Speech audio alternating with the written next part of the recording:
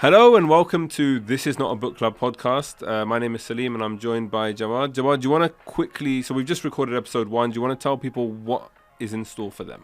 Yeah, so in this podcast, in this episode, we spoke about Dan Ariely's book, The Honest Truth About Dishonesty.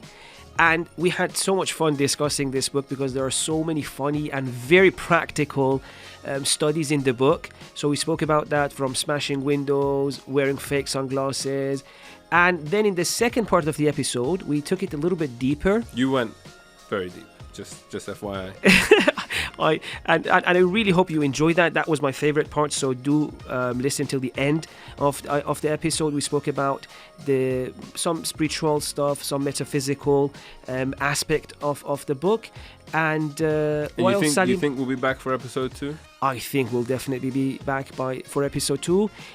So we've already picked a book for episode 2, which is at the end of the podcast, which means if you want to find out what book we're doing next, you have to listen to the whole podcast, which is great. And I think everyone's convinced now. I think with that, everyone's convinced now that they'll listen to the end. I'm selling it, right? Very good. So I think, let's get on with the episode, and just please remember, this is not a book club. So today's book is The Honest Truth About Dishonesty by Dan Ariely. I think before we start, I'll give a very brief bio of the author. So Dan Ariely is the James B. Duke Professor of Psychology and Behavioural Economics at Duke University and a founding member of the Centre of Advanced Hindsight. He does research in behavioural economics on the irrational way people behave, described in plain language.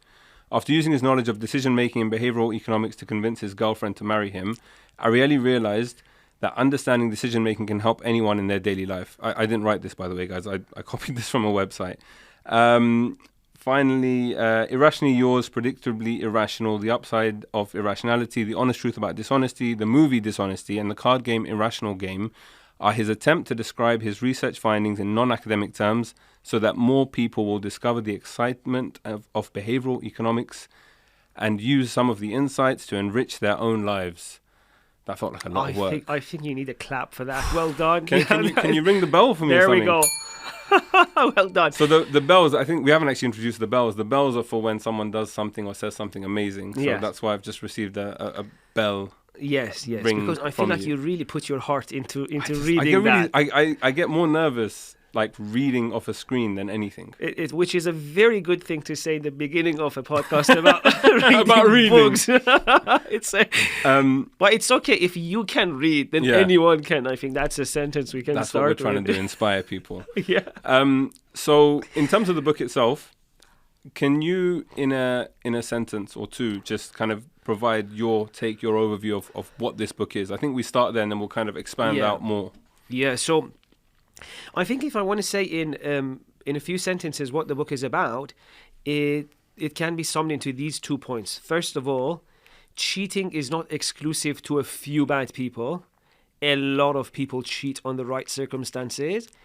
And the reason for people's cheating, the motivation for people's cheating is not that they do a cost-benefit analysis, like, is it worth, am I going to get caught? Rather, he says people cheat in the situations where they can do 2 things at the same time. Cheat and also still feel good about themselves, like see themselves as good people.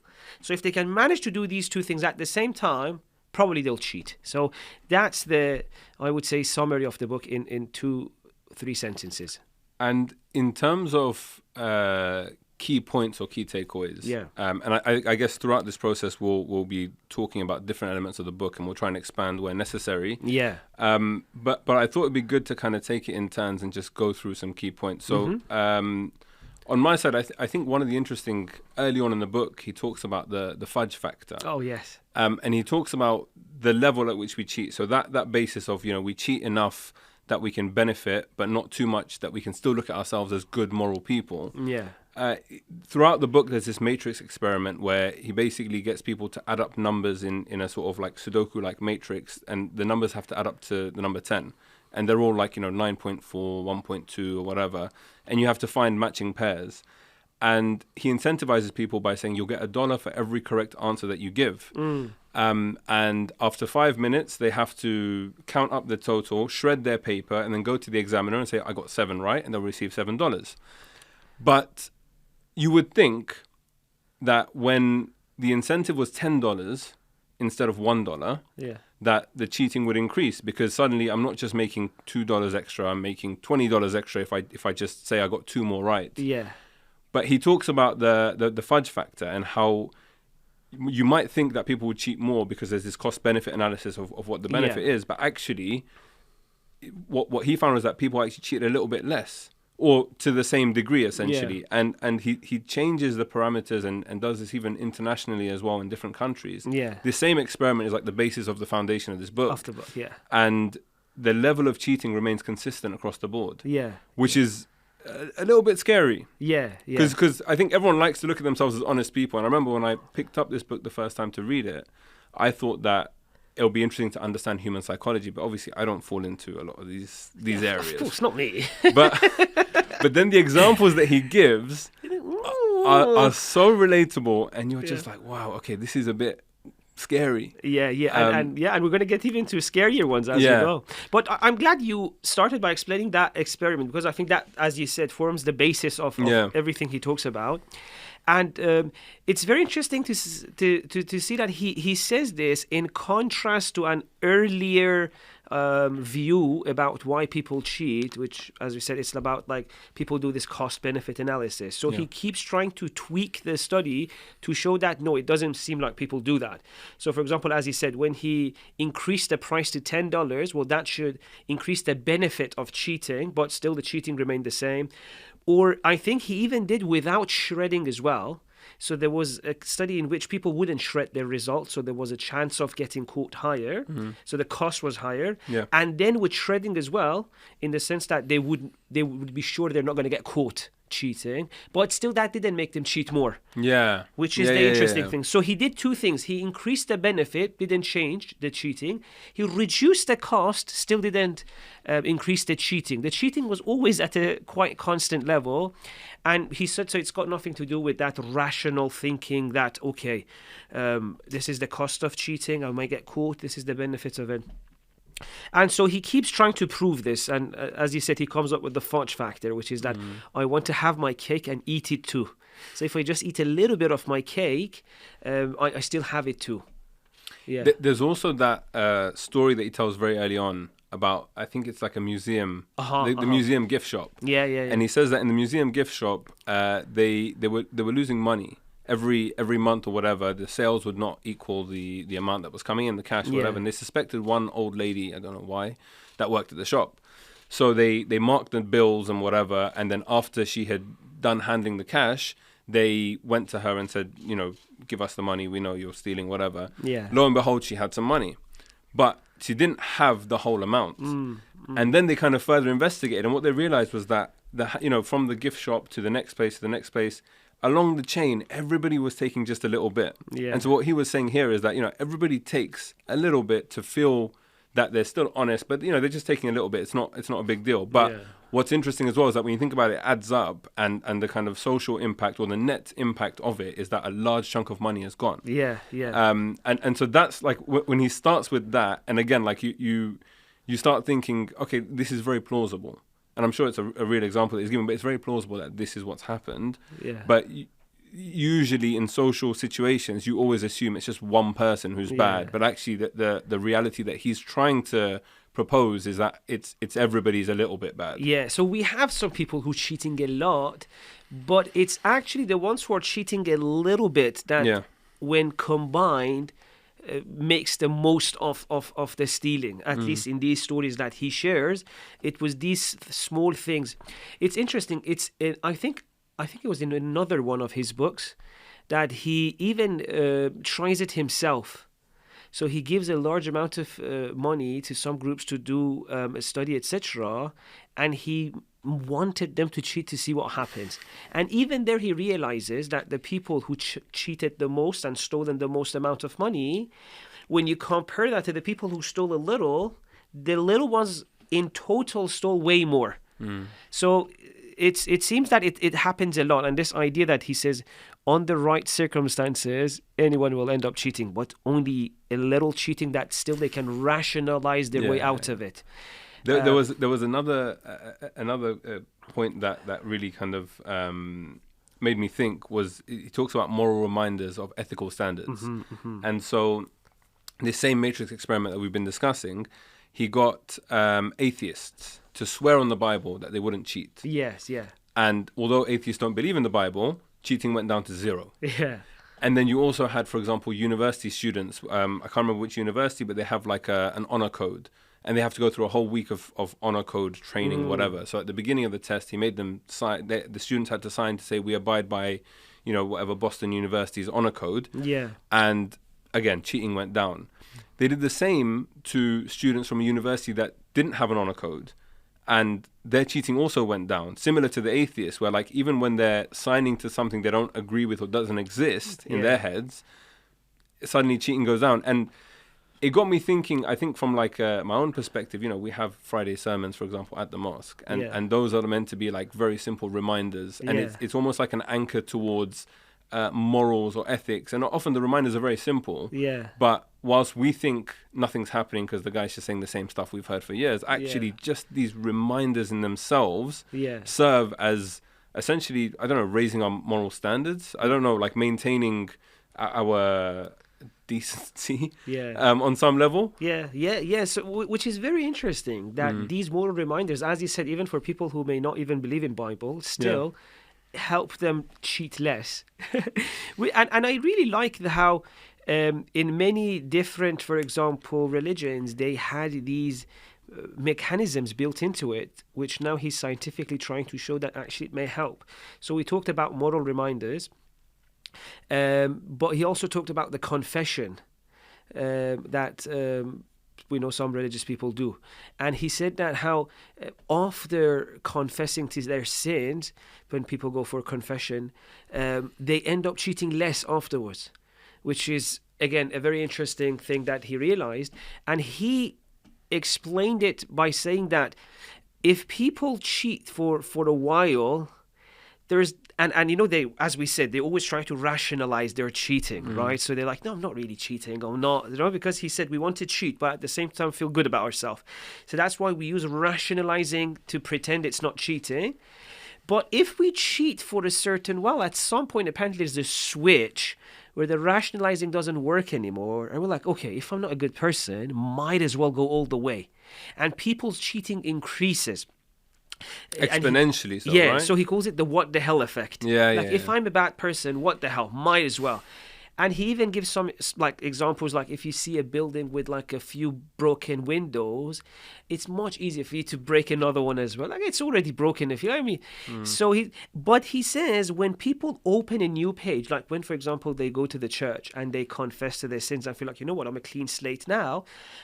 From that point onwards, it's like that switch is, turned again. And so they cheat less, which is very fascinating. It's very fascinating. The whole the what the hell effect. The what the hell effect, yeah. I think he also relates that to kind of food as well, right? Where he talks about... Oh, yes. He talks about if you...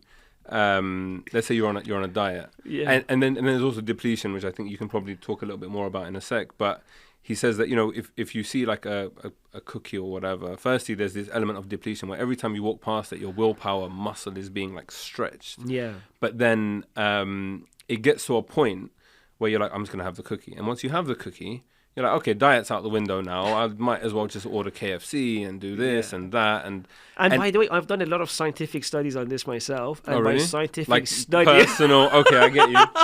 I that's what I mean. You're a scientist and you've lived it. Fair enough. But yeah, like again, when you start to read this kind of stuff, and he talks about, like when you're trying to keep up a good habit, for example, and you slip up once, it's so easy to just exponentially fall off because you're like, oh, I might as well just give up now. And so I think, I can't remember because I've been reading a lot of this similar stuff at the moment, but I can't remember if he talked about, ensuring that you like stay in a habit and like allow yourself. Yeah, in fact, he does, because he talks about the willpower thing, and he says, you need to every now and then just grab the cookie. Yes. You eat the cookie. Yes. And then keep going, because every time he gives that whole willpower depletion. Yeah, It's like every time you say no, you're just straining and straining and straining more until you snap. But you don't want to get to that point. So give in at some point, Yes. have a little bit, and then carry on. Yes, yeah, which is actually a very practical point. Yeah. And again, that's one of the things I've seen myself. I think people who've tried to be on a diet, they all must have felt this. The what the hell moment. You know exactly when the what the hell moment is. Yeah. You know, we're like, you know what, I'm going to go bring everything I want.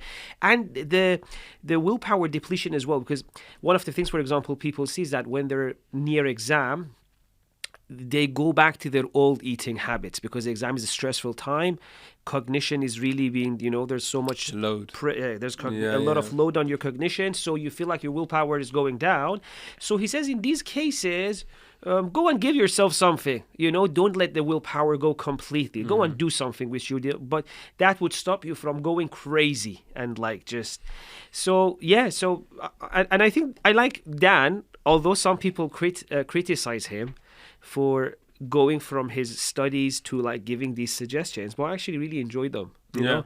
I think it's a nice thing. And speaking of suggestions, I was reading up some different reviews and thoughts on the book, and every one of them seems to mention designer gear or fake designer gear. It seems like people really like that. That was a very big point. So essentially, the foundation of this is that through our fashion, through what we wear, we are externally signaling, and we're telling the world who we are, what status we are. So in olden times, it was actually a form of lying to dress above your station, which I found fascinating in itself.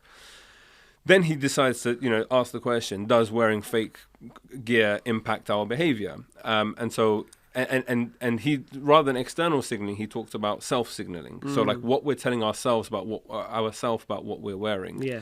So what he did was he took fake sunglasses in fact he took real sunglasses, and he gave 50% of the people the real sunglasses. He gave 50% of the people what he told them were fake sunglasses, but they were real sunglasses. They were all real. real. Half of them it's fake, half of them he told it's real. All right, and so I wrote down the numbers here because I thought this was really interesting. So the people who are wearing real sunglasses, on that matrix test that we've explained earlier, 30% of them were found to be cheating, or they cheated to kind of 30% more than what they actually got.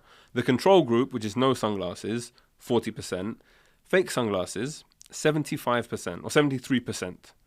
And so I was blown away by that. Yeah. And again, the fact is, and what kind of hit me a little bit afterwards when I was reading it, is that these people thought they were fake. They were real sunglasses.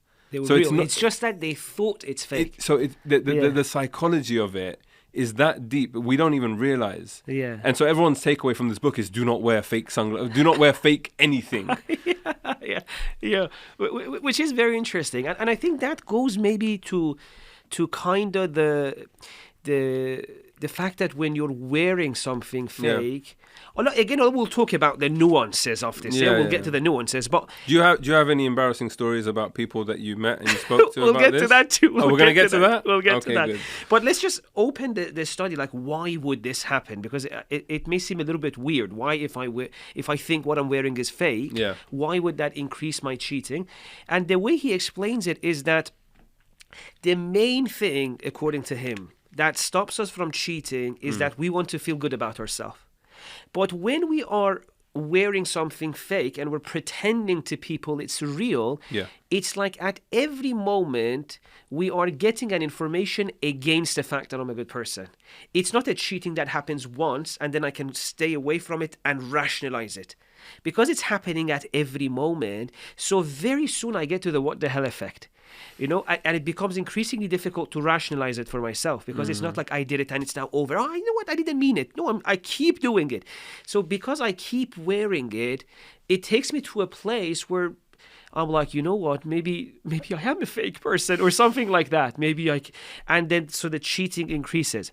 And that also shows again that it really depends on the attitude the person has towards wearing the fake. If someone's wearing a fake and he doesn't care if people know it's fake, it wouldn't have this impact, I think. It only happens if you're wearing a fake but pretending it's the real thing, because that's the real cheating. But if you're wearing a fake and you tell everyone, oh, it's fake, there is no cheating there. And I feel like in a lot of the reviews, this is the confusion that people were dealing with. Yeah, but do you think the people in that experiment, like, were walking around thinking, "Oh, I'm a fraud"? Yeah. I think that not that. Not that you should feel like a fraud, but like even when it's like, how are you feeling about yourself? Are you walking like, oh, look at this, for example. I don't even know the good glasses brands or like sunglasses brands. But if you're walking and, when we're wearing like a nice brand, you're like, oh, look at me. That means you're wearing fake, but you want the signaling of the real thing. Yeah. But many people wear the fake. They don't care about the signaling. They wore the fake. Maybe they went on a trip to a country where they sell only fake things, so they bought one. Which takes me to the story. Good segue. I like that. Well done. Yeah, after reading the book, I thought, what? Let me use some of these studies as a good small talk. So I'm with a friend. He's like, "How are you?" I'm like, "You know what? Let me tell you about the story about the impact of wearing fake stuff on your morality. Did you know that You're an evil person if you wear fakes?" Basically, is what you said. Yeah, I told him, "Do you know when a person wears fake stuff, their morality goes down in Greece?" And he was like, "Dude, I just came back from a holiday and I've bought Everything. a whole suitcase of fake stuff." And then, so now I check with people. By the way, have you been on holiday recently? Can I tell you about this book Any after? shopping? Let's talk about the book now. So, yes. There was for me, there was one or two more things. One point was about the distance from money. So when money is, I think, at least the sort of common factor, or one of the common consistent things when it comes to cheating that people will cheat for, if that makes sense. Yeah. And there's this whole kind of notion that he puts across in the book that the further we are from the money, the more likely we are to cheat. Yeah. So he gives a very extreme example and an experiment that he actually ran. And that's what I love, that every kind of hypothesis he puts out in this book, he will go and do some crazy experiment. Yeah. So he went to university dorms and in a fridge, he put 6 cans of Coke on a plate. Yeah. $1 each, all right, the value. And a week later, each one of them was gone. Then he did the same thing, and on a plate, he put 6 $1 bills. A week later, everything is there. Yeah. Because it's, again, like, the concept's very simple. It's very easy for us to take a little bit of benefit here or there, like, maybe take a pen from work or whatever it might be, because it's not taking money. But if there was money there, you would be a bit more hesitant, because it's like, you can't lie to yourself about that. You can't rationalize You can't rationalize with it. the Coke, you're like, you know what? He may be fine with it. Yeah. He left it 6. Well, probably he's put it here for us to use anyway. But with money, it's so difficult to rationalize. And then the other thing was about social proofing. Oh, yes. So here where again, he got a vending machine. A friend had a vending machine company or whatever, and he made the vending machine faulty. By the way, in brackets, I love the friends he has. He has amazing friends. He can do any study he wants. The designer stuff was from a designer friend. It's very interesting. It's so sorry I caught you. I just really, when I was reading that, I just wish I had more friends like that and that.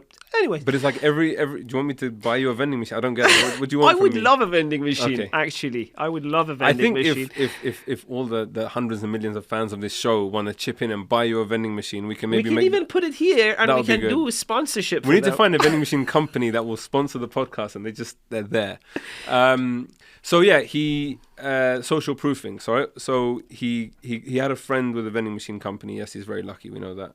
And the vending machine, he made it faulty so that when you buy one item, you get another one for free. Yeah. But also, if you just enter the code of what you want and press it, something free comes out.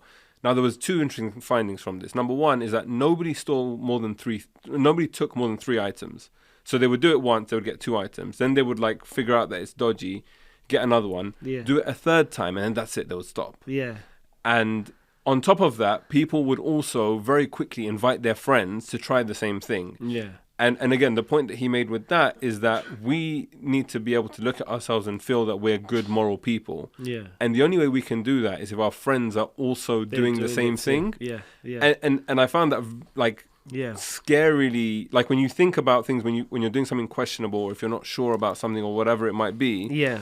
The second you know that a friend is doing it, or if you like, you might actually nudge a friend in that direction and be like, we're all in this together, you know. Partner in crime. Yeah, it's all and good. And then it doesn't feel like a crime, which exactly. is very interesting. And then on the same social element, that when he did the matrix test at this one university, I think this one he's changed it slightly so that people had to do things within a certain time. Yeah. And basically he had someone from a different university, so wearing, like, let's say you're at UCL, someone from King's was wearing a King's College London hoodie, and within like 2 minutes said, I finished the test, I got all 100 right, whatever. Clearly it was cheating. Clearly cheating. Yeah. You would assume or think that maybe others would be like, actually we can do the same thing, like, let's just do that. But actually what happened was that the level of cheating amongst everybody else went down. Yeah. Because they saw this guy as like as a rival or an outsider, we become tribalistic. Yeah. And suddenly we're like, okay, we have moral high standards. These guys are barbarians. Of course, no he offense would to people who are studying in King's, I by the way. studied at King's, that's why I use the example, it's fine. Smart You've been move. to UCL, no? Sorry, no. Okay, no. No. But yeah, so yeah, like it's instantly we think that. But whereas when we see it the other way around, I can't remember actually what happened. Do you remember when it was one From of their own? They actually increased cheating. Yes. So when someone on the inside cheats more, again, there's like, our people are doing it, it's okay, let's do it more. But when an outsider's doing it, it's a massive red flag, and we suddenly become because noble. the behavior that outside people does is already disgusting. So if I do it, I would feel bad about myself. So, which is very interesting. And at the very least, I think these are so fascinating. And you can stop the podcast now if you want. Just call it a day. This is wicked. I think it's very good, and I really think it's so interesting that if for people to, it really goes against our intuition as well. Many of these, like many of them, I didn't know which way the results are going to come out. Like when the outsider does the cheating, I really was on my toes. Yeah. Thinking, which one is it? Are going to increase? Later on, I can explain why. As soon as he says it, you're like, of course. But before that, it's so good, even if someone's like reading the book, to try and guess the results before it's actually released. And so, there's so many ways that you can have discussions about this book. There's so many places we can go. Any of these can really open up, which maybe we'll talk about a little bit in the second section. But I think so far we've spoken about many things. So just to give a little bit maybe like a structure to what we're talking. So he's saying people cheat when they can cheat and rationalize it for themselves and feel like it's okay. So based on this, then there are some things which makes rationalizing easier. So increases cheating, like for example, creativity. It's so interesting. It says creatives cheat more because their mind is so creative in coming up with explanation why it was okay to cheat.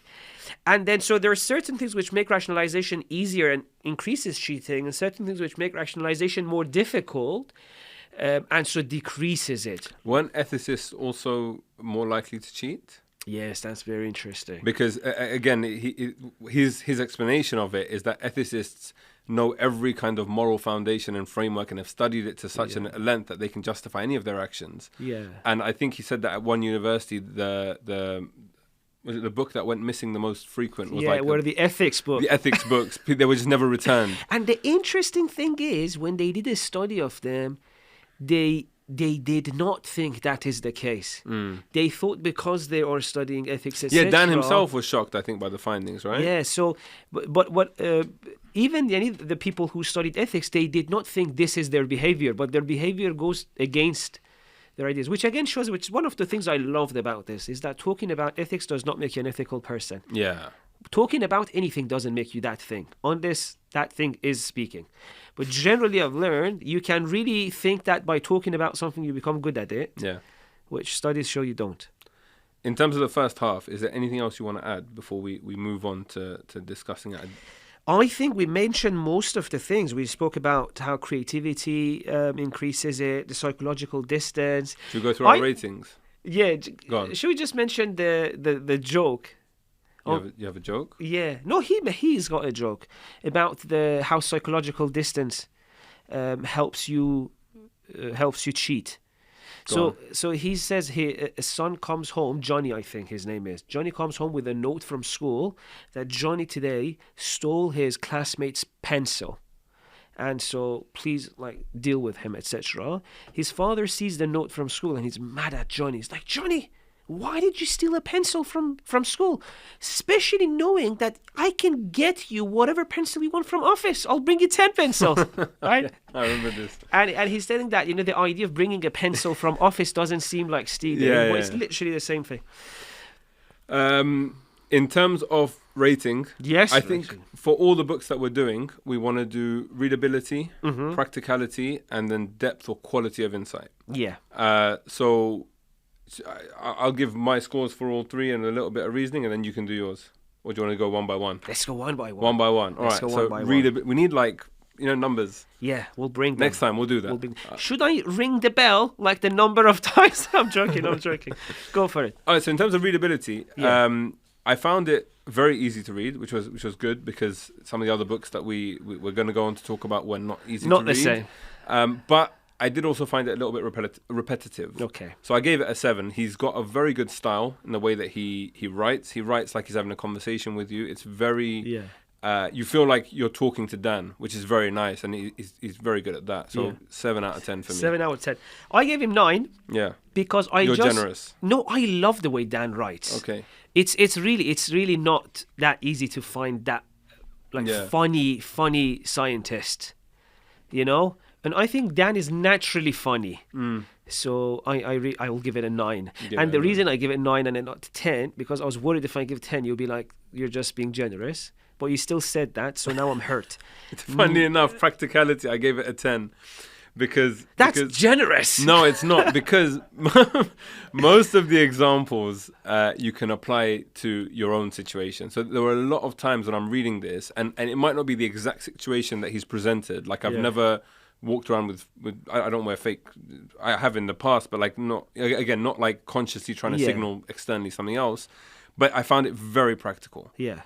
So I gave it a 10 for that, because again, like moving on to some of the other stuff we're going to talk about in future episodes, not as practical. Yeah. Interesting. Very deep and interesting, but not with the everyday life. Yeah. So it gets a 10 for me. Yeah, for me as well, again, 9. Generous. Yes.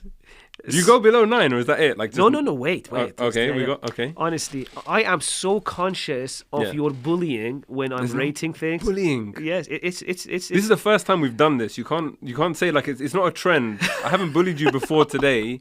I'm not bullying you now. But I know your personality. I'm just judging you. I knew what you're going to do. But anyway, I give it 9 because I found it very practical too. And I had a lot of moments when he's describing something, and I'm like, "Oh, I've been in that exact situation." Exactly, yeah. And had I known this, I would have been able to act better.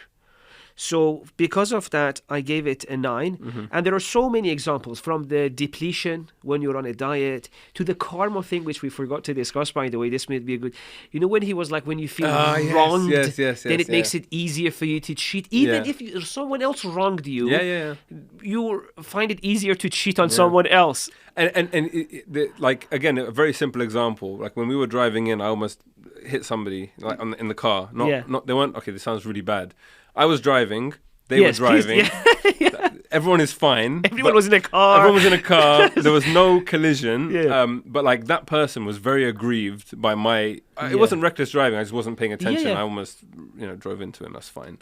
But the argument is that when you're in that situation and someone's done something stupid, cut you up, whatever, in the car, suddenly when you're at home and there's somebody else's last piece of chocolate cake in the fridge or whatever it might be, you're more inclined to just take it and be like, you know what, I've had a bad day. The universe owes me this. Yeah, you want to get justice, which is your way of rationalizing. Yeah, exactly. Yeah.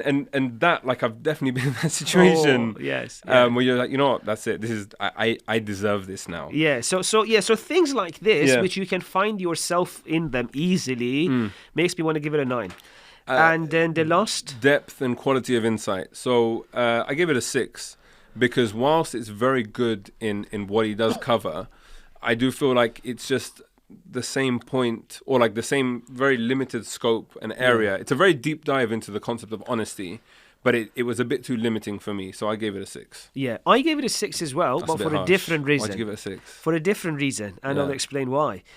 I love this study and the points he's making, Yeah. but I don't think in his analysis of his studies, Okay. he was deep at all. And this is actually one of the things that you see a lot of people with philosophy backgrounds would mention in the review of this book. So the study is brilliant, the way he's done it, the conclusion he's making, but the way he explains the conclusion sometimes lacks a little bit of like philosophical depth, and sometimes even more than a little, which we'll talk about a little bit more in the second part, but that made me give a 6. So doing some very quick maths, because this is all obviously we're giving the numbers off the top of our heads. 7.7 out of 10 is my overall score. I just did the maths there. Yeah. And yours is, I would say, 8.3. Yeah. Sounds right? Brilliant at maths. Can I get a very good maths? How did you rationalize that, by the way? You know what's funny? You know, at the beginning, the one sentence, I asked you to give a one sentence overview. So I thought if it happens that I have to do the overview, I literally copied and pasted one that I found online, which was brilliant. I tried to rewrite it, and then I was like, this is just really good. So I copied it, and I was going to read it out and then be like, I do have to admit that wasn't my work. But yeah, I wanna actually so the second half of the podcast we're calling the epilogue. Yeah, the first part we spoke about what a cheater you are. Yeah. Now in the second part, it's called the epilogue. That's a bit rude. So I bully you apparently. Yeah. All right, I'm cool. just being honest. Nice. The epilogue. I think the point you mentioned about the depth, and about his. I don't know how I can't remember what you said just now. The lack of philosophical. The philosophical angle. Can you delve a little bit deeper on that? Because when I read this book, I found the premise to be a little bit, or the book overall is a little bit cynical. Yeah. That we all cheat, but we want to look at ourselves as good people, but we still want to benefit from the cheating. It kind of paints a pretty bleak overview of humanity. Yeah. And the way that human society is structured, and that actually if we're just left to our own devices without, understanding ourselves, we're just going to be animals, and just everyone's just going to cheat a little bit and skim a little bit off the top. And you kind of alluded to the fact that his philosophy, let's say, is as far as you see it, a flawed understanding, or like not. I don't know. I mean, I don't want to put words in your mouth. I wouldn't want to say flawed because I don't want to I don't want to be disrespectful. Yeah. I would say that there's more discussion that can be had. Like some of the experiments, there's different ways of explaining them. Like one of the things that, because I had this in mind when I was reading the book. Yeah. That, okay, Dan, you were telling us the only reason we're not cheating is that we want to look good and feel good about ourselves, which means that there is no intention inside of actually wanting to do the right thing. And so I was very much uneasy with this, right? The fact that, because this is a very significant metaphysical assumption about what a human being is, that a human being has no problem with cheating as long as it can convinces itself that I'm still a good person. It's all about the perception that we care about. And well, I can see why he gets here from the studies, but there are many other ways of explaining the studies. And I saw that later on after I went and looked at the reviews. I see, yes, some other people, especially those with some backgrounds in, morality, ethical philosophy, etc., they had similar thoughts as well, that the way he explains the studies is it's a little bit lacking. Although, again, why I don't call this a flaw for the book, because this is quite common in the scientific world, in the sense that they can't make metaphysical claims. They have to stick to the data, and usually these things happen. So it's not really, in some sense, a problem for the book. But for the person who wants to read, it's very important to be aware of this, because I saw the impact on many people. And if you look at most people who are giving a summary of this, they all start with this line: we are all cheaters. And I'm like, oh, wow. So the assumption is it's gone inside people's mind. They didn't manage to, open it up and see, do I believe it? No, they immediately accepted. We are all cheaters. Well, that's not the case. Even if he proved that many people cheat, that's true. A lot of people cheat. But no, you can't go from that to all humanity cheats. In fact, I know many people who wouldn't even in most of those test end up cheating. So it's not like that humanity, none of us is immune in these situations. So that's a very important thing. If from a study of a group of people, we cannot make a claim about all of humanity. That's for sure, right? In the sense that, the example that usually they give in philosophy classes is that imagine if they wanted to make an assumption about people's ability to jump. And they said, okay, let's bring 100 people in a study and let's get all of them to jump and be like, okay, humanity, for example, they cannot jump more than 1 meter, for example. Then you have a football player like Ronaldo who jumps, 1 meter and something, in that famous goal.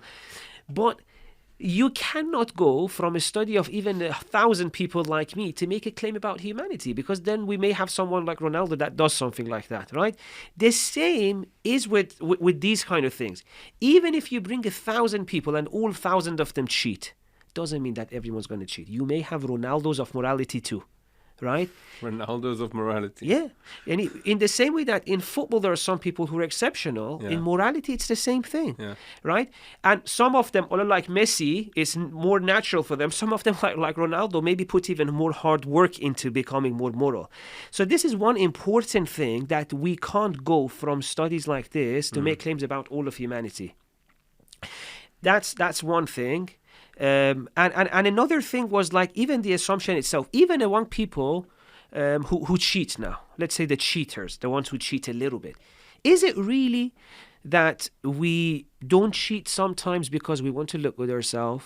And it is really the dilemma we're in, that, I want the benefit of cheating, but I want to look like a good person?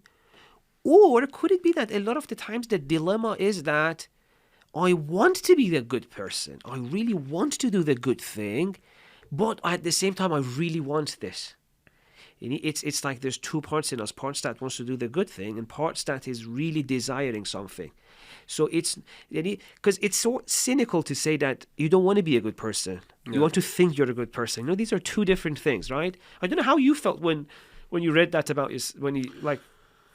So this is the thing, why I wanted to have... In fact, I'm pretty sure I suggested this book in particular because I remember I read, I think like half of it, maybe 5 or 6 years ago. And I put it down because of that, why I gave it 6, because I found it a bit repetitive. Yeah. But I do remember that there were loads of interesting things and loads of reflections and bits where I could fully relate and understand what he was saying. Yeah. But then at the same time, it didn't sit right with me from the first sentence, this overall notion of we're all cheaters, essentially, right? Yeah. Because I don't know, and this is where I get confused, and why I wanted to do this was because, especially when you look at something like this, when you look at a book like this, it's very easy because of the way the guy talks, because of the fact that it's all empirical evidence, it's experiments, it's laid out, the framework, he proves step by step everything he's saying.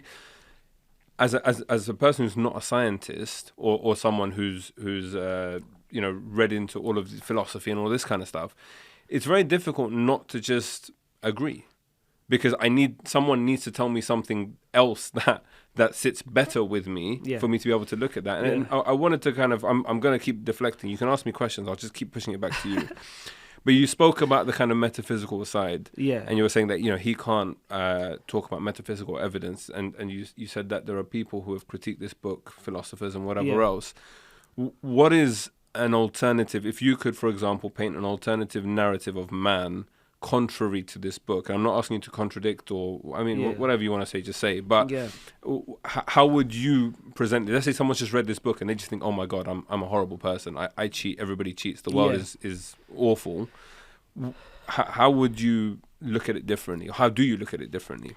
Yeah, so I think, first of all, I'm glad we're having this discussion, because I think this is the interesting part for me, that this takes the experience of reading to a whole new level. It's like you're not a passive receiver of a book. Now you actually engage. You're in a studio, you've got screens and everything. It's amazing. You've got water, whatnot. Evian. Yes. So how many how much do we get for every time we mention the name of the Well, let's get them on board first. If everyone are listening, we are interested. Mr. Is it Evian or Evian? Producer James? Evian. Huh? Evian. Yeah, we're not doing French pronunciation. It's Evian. That's fine. Evian. So no, I was saying that I actually really think that these type of discussions would be really interesting, and it would be really lovely to hear people's thoughts as well. Yeah. So they could write to us, what do they think? How do they think the same studies could be interpreted? And because I really don't want to, one thing I really don't want to do in this podcast is to give my opinion as the truth. It's just one opinion, what comes to my mind right now. In a week, it may change. We're just trying to start a discussion. Yeah. So I'll try to mention a few other ways in which the same studies could be looked at. And then you tell me the truth after we finish recording, right? And then hopefully, at least, because the main thing is just being open to that there's more ways. So I'm not claiming any of this is right, but one of the things is that I really feel like some people, yes, they may really want to rationalize and try to feel good about themselves, right? And I think that is actually a defense that people have, because everyone, I think, at some point, it may seem a little bit more sure with a lot of everyone, I think, but I'll try to make it a little bit softer. I think people really want to be good, right? But being good is not easy. Being good is very difficult, as this book actually shows, that within us, the power, there's a will to do the right thing, and that will has a certain amount of power. Sometimes the temptation is stronger than our willpower to be good. So in that case, it's like it becomes very difficult for you to be good, right? It doesn't mean you don't want to be good. You want to be good, but you have a willpower which is limited, and when the temptation gets stronger, you're going to fall. And when you fall to a temptation, to a desire, whatnot, it creates a very difficult situation for you, because you really want to be good. I think it's very important for people to be good. That's something really deep. This rationalization is a kind of defense mechanism that we use to rationalize the cheating, to make it seem that we're good people, to avoid the pain of accepting that I've made a mistake. So there's a deeper layer for that. It's not that I just want to feel good about myself is what's stopping me from cheating. No, even that has a reason. I try to rationalize, and that is a psychological defense I'm using to not face the fact that, I'm not a good person, or at least in this instance, I made a mistake. Why? Because for people, it is very costly to think of themselves, especially for the ego, as a person who's made a mistake. Although we'll talk about that. And even, for example, in psychotherapy, one of the things we talk about is that the number of defenses the ego, the psyche, comes up with to not accept it's made a mistake, right? 1 second. Very nice. Sorry, it kind of breaks the flow of what you're saying, but wow. When you talk about not wanting to feel the pain of having wronged, please continue. Yeah, interesting. So see, already the picture becomes less cynical. The picture is not that I'm either going to cheat or I'm going to stop cheating only if it makes me feel bad about myself. No. The cases I don't cheat is the cases I really want to be a good person. And even when I cheat and afterwards try to rationalize it, it's not because that's all I care about. It's because it's so difficult for me to come into terms with the fact that now I've done something wrong. And this also, I think, shows why after something like confession, cheating goes down. And the what the hell effect is reversed. Because see, I feel bad about myself. The cost of that is too much. And after the confession, I'm like, maybe I can start fresh. Maybe I'm a good person again. Right? And that helps me again become strong and do better. Then I think actually why confession works, or it can be explained way better with this. So now we can take it a little bit deeper as well.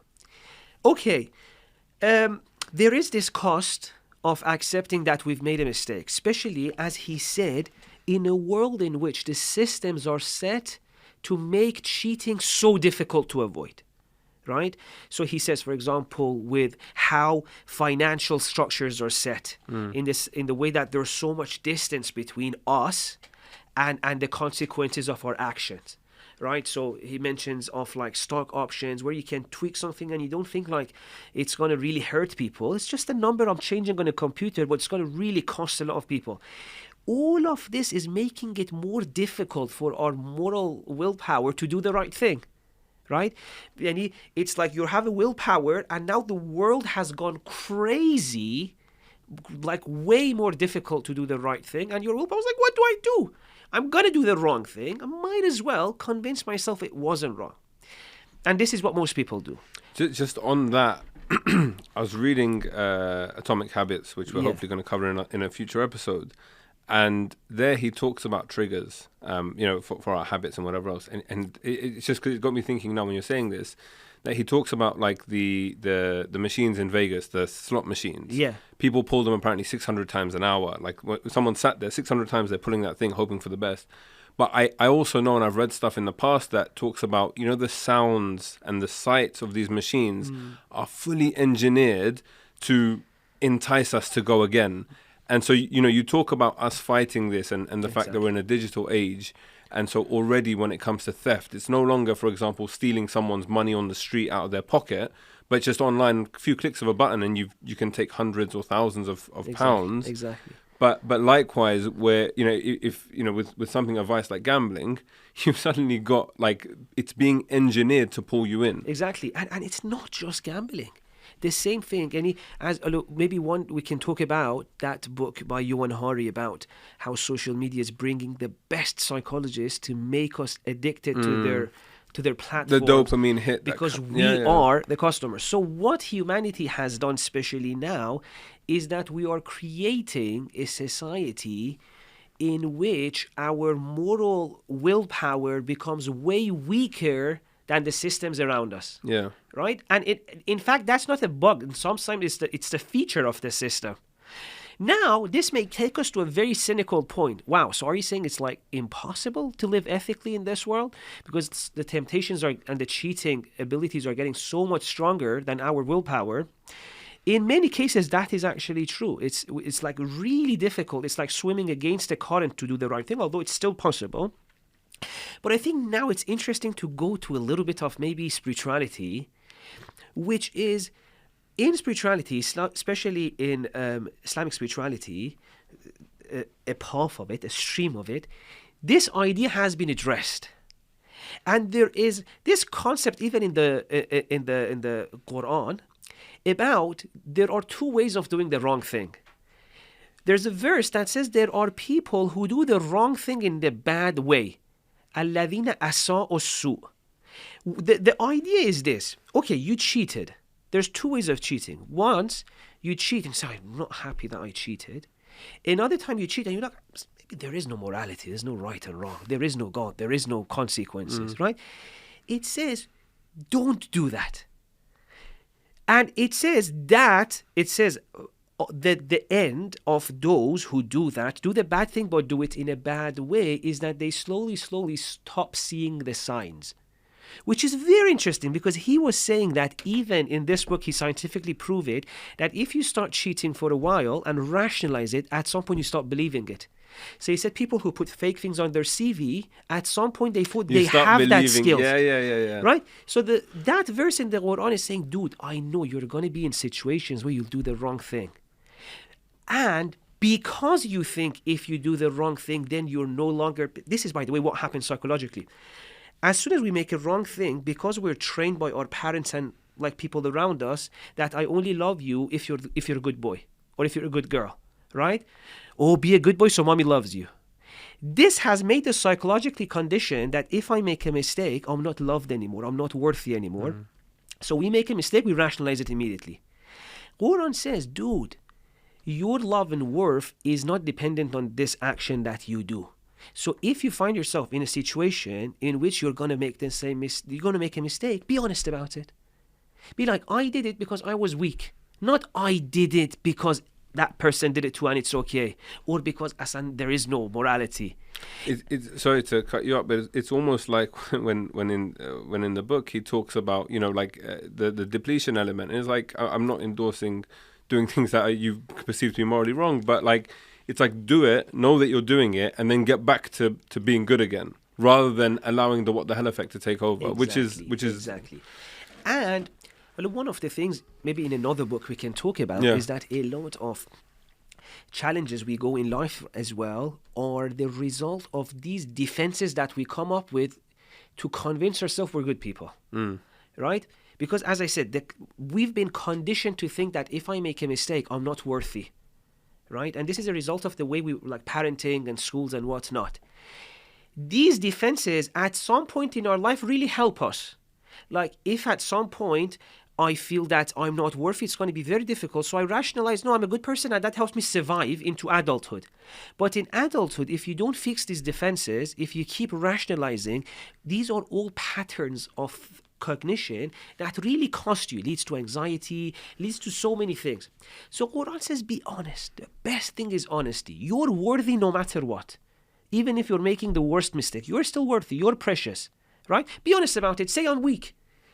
And from that point onwards, in fact, in Islam, the journey of spirituality starts. So we have this supplication, which is very beautiful. It's called the 15 Whispered Prayers. The first line of it is actually in this situation in which the person says, I am unhappy with the fact that there is a part of me that wants to do these things, right? And from that point, the person realizes, I'm not just that thing that wants to do the bad thing. There's another part of me as well. And the fact that there's a part of me that wants to do the bad thing and actually does the bad thing doesn't make me unworthy. I don't need to rationalize it for myself. Right? Because rationalization is such a psychologically heavy thing to do. There's so much cost to it. You're okay with it. Like, you know what? I'm just not happy that I'm doing this bad thing, but that doesn't reduce my worth. This is the human condition. And from that point, you slowly, the other part becomes stronger. Yeah. And it makes it easier not to do that thing. So, yes. I can't follow anything you've just said. There's nowhere for me to go. This is like, as in, what am I supposed to add? There's no value. We hope you enjoyed the podcast. Thank you very much. And, this is what I, thank you. Like that I think, for me, that's what I want to, like, that's what I want to hear after every book. Like, just have a bit of a different perspective and dimension when we kind of are approaching these things. We also wanted to kind of, I think, end with one takeaway each. So I'll go. I mean, I don't know how I'm going to follow all of this talk of spirituality and Quran and okay, I'll try.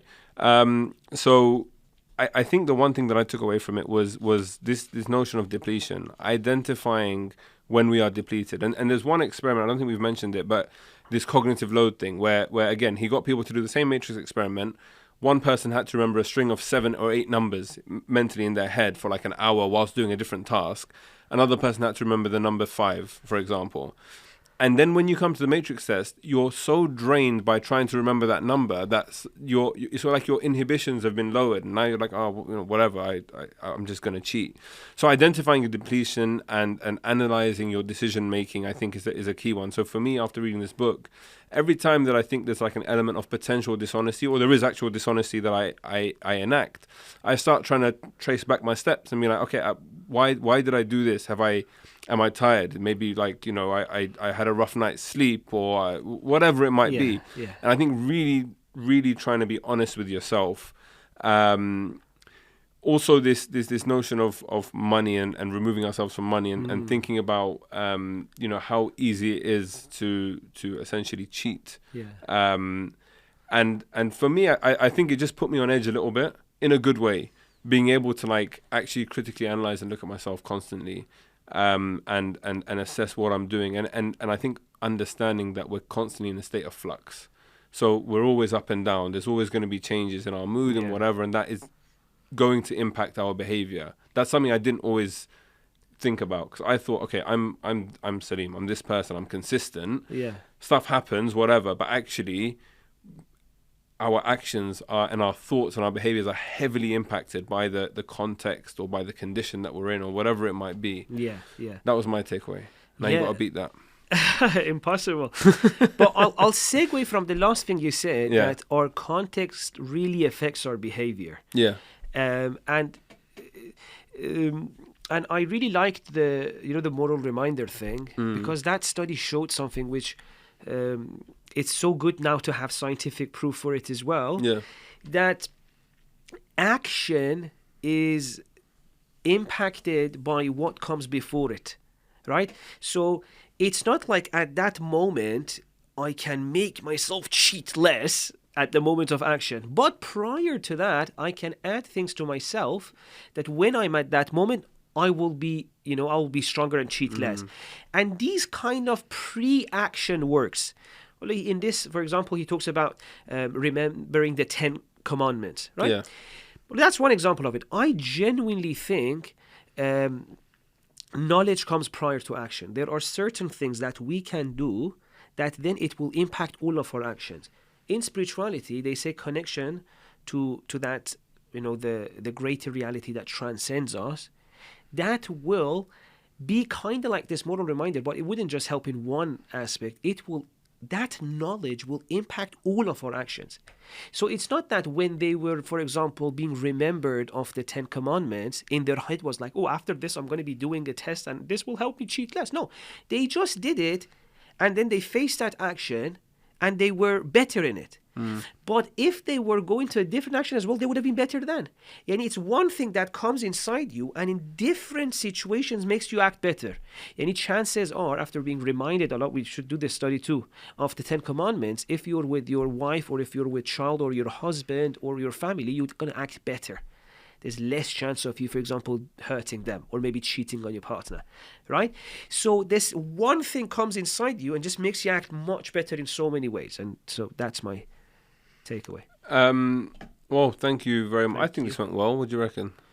Well, I hope people should we do this again? I enjoyed it. I think so. Yeah? One more episode at least. Let's go one episode at a time. So the next book that we're going to look at is The Righteous Mind. So Why Good People Are Divided by Religion and Politics by Jonathan Haidt. It's pronounced Haidt, like height, but it's Haidt. I had to Google that because I had no clue how to pronounce his name. But that's the whole title. So The Righteous Mind, Why Good People Are Divided by Religion and Politics. Very interesting book. Very long book. But very interesting book. Very long book. Don't say it's long now. Okay, no, it's amazing. This is where we're trying to hook We're trying to sell it. No, it was a very fascinating book. But anyways, we'll come to that next time. That's it. That's it for the... We don't have like an official sign-off. Do you want to say some words? Go. Official sign-off. Well, thank you guys for listening, so and we'll be back again soon. Yes, thank you so much. Let your friends know.